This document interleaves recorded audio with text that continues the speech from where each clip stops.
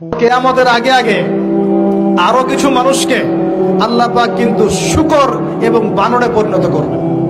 এই হাদিসটা কি জানেন? হাদিসটা শুনে রাখেন, এটা আখিরুল জামান বা কিয়ামতের আলামত সংক্রান্ত হাদিসগুলোর মধ্যে পাবেন। আল্লাহর রাসূল সাল্লাল্লাহু আলাইহি ওয়াসাল্লাম বলেছেন, কিয়ামতের আগে আগে আমার উম্মতের মধ্যে, ভালো করে শোনেন, কিয়ামতের আগে আগে আমার উম্মতের মধ্যে একদল মানুষ বের হবে যারা মদ পানকে হালাল মনে করবে। কাকে? মদ পান করাকে হালাল মনে করবে। যারা বাদ্যযন্ত্র, গায়িকা, নায়িকা এগুলো নিয়ে নর্তকী নাচাবে রাতের বেলা, এগুলোকে হালাল মনে করবে। যারা অশ্লীলতা, বেহায়াপনাকে জায়েজ করে নিবে, ঠিক আছে, এরকম কয়েকটা পাপের কথা বলে নবীজি বলছেন একদিন সকালবেলা আল্লাহ পাক তাদেরকে ঘৃণিত বানরে পরিণত করবে। এটা হবে সামনে, কখন কিভাবে হবে আল্লাহ ভালো জানেন। এবার আমি কনসেপ্টে চলে আসি। এই যে পৃথিবীতে নেমে আসলাম, তাহলে আমরা কোত্থেকে আসছি ভাই? আমরা কি পৃথিবীর অধিবাসী ছিলাম? আমরা জান্নাতে ছিলাম, ওখান থেকে আল্লাহ পাক পাঠিয়েছে। এবার পৃথিবীতে এসে আদম আলাইহিস সালামের যুগে খুব একটা দুর্ঘটনা ঘটে নাই, একটা ঘটেছে। কয়টা? একটা। ভাই হাবিলের কুরবানি কবুল হয়, কাবিলের অন্তর্দাহ হয়, জ্বালা হয়। কেন হাবিলেরটা কবুল হবে, কাবিলের কেন হচ্ছে না? এই হিংসার বশবর্তী হয়ে কাবিল হাবিলকে হত্যা করে ফেলে। হত্যা করে লাশটা দাফন করার পদ্ধতিও তার জানা ছিল না। আল্লাহ কাককে পাঠালেন, কাককে দেখে সে শিখল। প্রথম দুর্ঘটনা হচ্ছে হাবিল কাবিলের দুর্ঘটনা।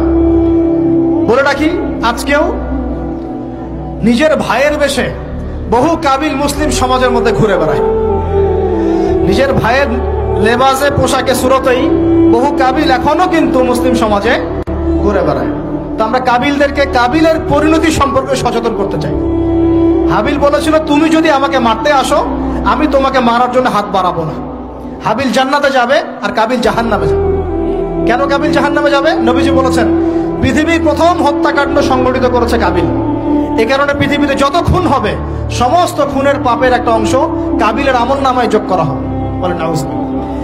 একটা কথা মনে রাখবেন, সদকায়ে জারিয়া যেমন আছে, গুনাহে জারিয়াও আছে। একটা মদের দোকান দিয়েছেন, যত মানুষ মদ খাচ্ছে, সমস্ত গুনার একটা অংশ আপনার কাঁধে আসছে। সিনেমা হল করেছেন, মানুষ সারাদিন নেকড়া ছবি দেখে, নগ্ন ছবি দেখে, যত মানুষ এখানে পাপ করবে, সমস্ত পাপের একটা অংশ আপনার কাঁধে যাবে।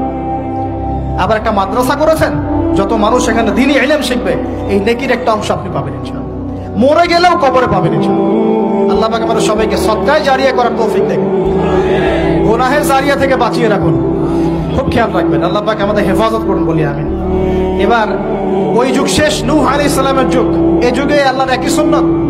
নূহ আলাইহিস সালাম 950 বছর দাওয়াত দিলেন, 40টা বা 80টা পরিবার ইসলাম কবুল করেছে, বাকিরা করেনি। যারা করে নাই আল্লাহ পাক তাদেরকে ডুবিয়ে মারলেন, যারা করেছে আল্লাহ পাক উদ্ধার করলেন।